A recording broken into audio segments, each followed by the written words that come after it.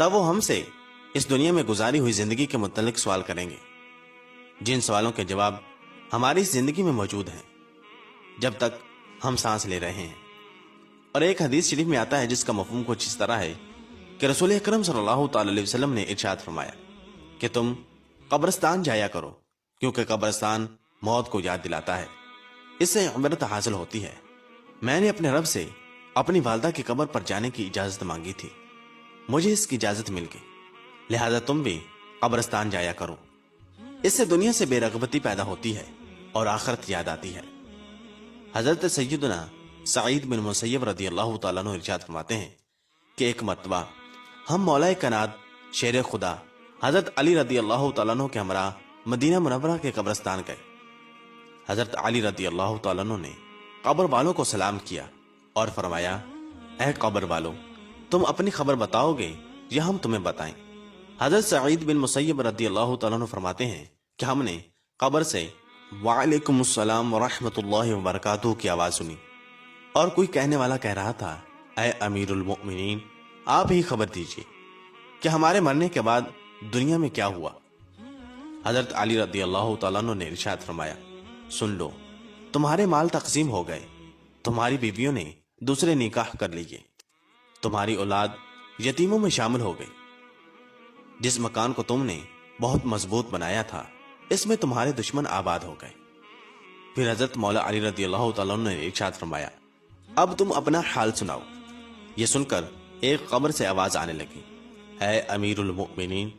ہمارے کفن پھٹ کر تار تار ہو گئے، ہمارے بال جھڑ کر منتشر ہو گئے، ہماری کھالیں ٹکڑے ٹکڑے ہو گئی، ہماری آنکھیں بہہ کر رخساروں پر آ گئیں، اور ہم نے جو نیک اعمال کیے تھے ان کو پایا، جو کچھ پیچھے چھوڑا اس میں ہمارا نقصان ہوا۔ معزز دوستو، روایت میں آتا ہے کہ جب مردے کو قبر میں رکھا جاتا ہے تو اس کی نماز اس کے دائیں طرف آ کر کھڑی ہو جاتی ہے، روزہ بائیں طرف کھڑا ہو جاتا ہے، قرآن مجید کی تلاوت اور اللہ تبارک و تعالیٰ کا ذکر سر کی طرف آ کر کھڑا ہو جاتا ہے، اور جماعت کے ساتھ نماز پڑھنے کو جو قدم چلے تھے وہ پاؤں کی طرف کھڑے ہو جاتے ہیں۔ جب عذاب اس قبر میں اپنی گردن نکالتا ہے اور مردہ تک پہنچنا چاہتا ہے، اگر وہ دائیں طرف سے آتا ہے تو اس کو نماز کہتی ہے، پرے ہٹ، خدا کی قسم یہ شخص دنیا میں بہت مشقت اور مصیبت اٹھاتا رہا، ابھی اسے ذرا آرام کرنے دو۔ پھر عذاب بائیں طرف سے آنا چاہتا ہے تو روزہ اسی طرح اس کو ہٹا دیتا ہے۔ پھر وہ سر کی طرف سے آنا چاہتا ہے تو تلاوت قرآن مجید، ذکر الہی اس کو روک دیتے ہیں اور اس سے کہتے ہیں، ادھر تیرا راستہ نہیں ہے۔ غرض یہ کہ وہ جس طرف سے بھی آنا چاہتا ہے اس کو راستہ نہیں ملتا،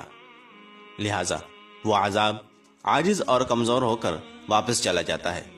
اور اس کے بعد صبر جو ایک کونے میں کھڑا ہوتا ہے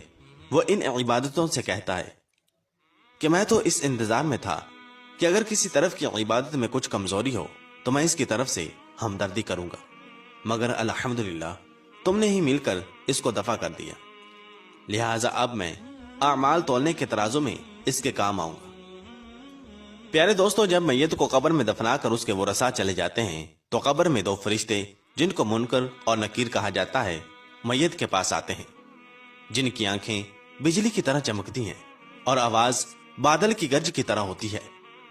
ان کے دانت گائے کے سینگوں کی طرح باہر کو نکلے ہوتے ہیں،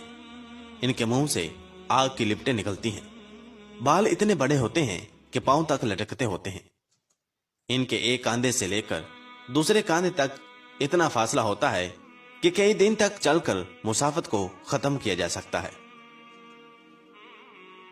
مہربانی اور نرمی ان کے پاس نہیں ہوتی، لیکن سختی کا معاملہ یہ مومنوں کے ساتھ نہیں کرتے،